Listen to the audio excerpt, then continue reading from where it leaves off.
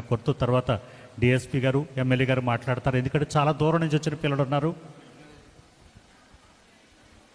ఈనాటి ఈ కార్యక్రమానికి ముఖ్య అతిథి మనందరి యొక్క ప్రీతమ నాయకులు స్థానిక శాసనసభ్యులు దేవరప్రసాద్ గారు, అలాగే ఈ కార్యక్రమానికి ఇచ్చేసినటువంటి పెద్దలు గౌరవనీయులు deputy superintendent of police Sunkara Muralimohan గారికి, అలాగే వేదిక మీద ఉన్నటువంటి పెద్దలు, వేదిక ముందున్నటువంటి వివిధ డిపార్ట్మెంట్కి సంబంధించినటువంటి రాజోలు నియోజక ప్రజలందరికీ నా హృదయపూర్వకమైన నమస్కారాలు తెలియజేసుకుంటా ఉన్నాను. మనందరికీ తెలుసు, కోనసీమ అంటే చాలా ప్రశాంతమైనటువంటి వాతావరణం కలిగినటువంటి ప్రాంతం. ఈ ప్రాంతంలో గత 5 సంవత్సరాలుగా గంజాయి మహమ్మారిని పట్టి పీడిస్తున్నటువంటి ప్రాంతంగా తయారైందంటే ఇక్కడ ఉన్నటువంటి గత పరిపాలకుల యొక్క శాపం అని చెప్పి ఈ సందర్భంగా మనం అందరం గుర్తుంచుకోవాలి.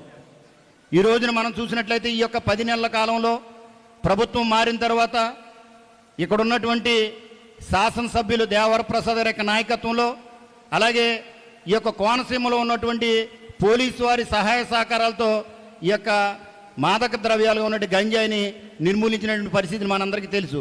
ఏదేమైనప్పటికీ మీ అందరి యొక్క సహాయ సహకారాలతో రాబోయే రోజుల్లో మన యొక్క పిల్లల యొక్క భవిష్యత్తుని తీర్చిదిద్దాలంటే ఈ యొక్క గంజాయి నుంచి వాళ్ళని దూరంగా పెట్టవలసినటువంటి అవసరం ఎంతైనా ఉంది. మరి ముఖ్యంగా విద్యార్థులు, వాళ్ళ యొక్క తల్లిదండ్రులు ఈ యొక్క సమస్య మీద దృష్టి పెట్టవలసినటువంటి అవసరం ఎంతైనా ఉందని చెప్పి ఈ సందర్భంగా మీ అందరికీ గుర్తు చేస్తున్నాను సోదరులారా. ఒక్కసారి ఆలోచించండి, ఎక్కడో గల్ఫ్లో ఉండి సుమారు 30,000 40,000 సంపాదించుకుంటూ ఇక్కడ పిల్లలకి పంపుతుంటే వాళ్ళు ఈ యొక్క గంజాయికి అలవాటు పడి ప్రాణాలు కోల్పోయినటువంటి పరిస్థితులు కూడా మనందరికీ తెలుసు.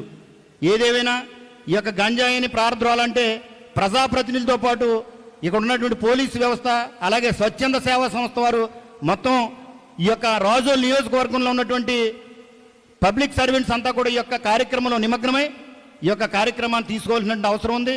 ఈ యొక్క అవగాహన సదస్సులు గ్రామాల్లో ఏర్పాటు చేసి ఈ యొక్క ప్రజలకి మంచి అవగాహన పెంపొందించే విధంగా పోలీస్ శాఖ వారు, అక్కడ ఉన్నటువంటి ప్రజాప్రతినిధులు సహకరించాలని చెప్పి తెలియజేసుకుంటూ ఈ యొక్క అవకాశం ఇచ్చినటువంటి పెద్దలందరికీ నా యొక్క నమస్కారాలు తెలియజేసుకుంటూ సెలవు తీసుకుంటా ఉన్నాను.